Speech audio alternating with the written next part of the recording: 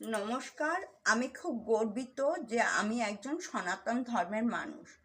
পরমেশ্বর ভগবান বাল্যকালে গোমাতাদের নিয়ে মাঠে চড়াতে যেতেন। নন্দ মহারাজের কাছে 9 লক্ষ গাভী ছিল। রাধারানীর পিতা বিশ্বভানু মহারাজের কাছে 11 লক্ষ গাভী ছিল। যে সমস্ত মাতারা গো পালন করছেন তারা খুব ভাগ্যবান যে তারা এখনো গরু পালন করতে পারছেন।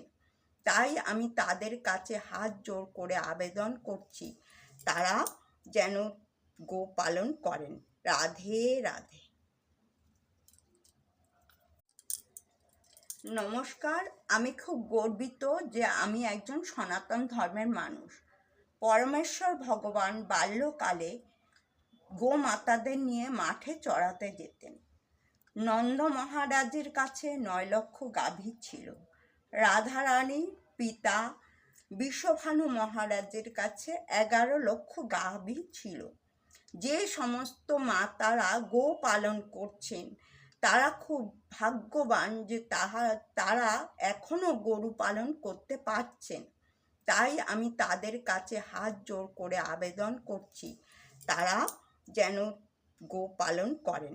রাধে রাধে।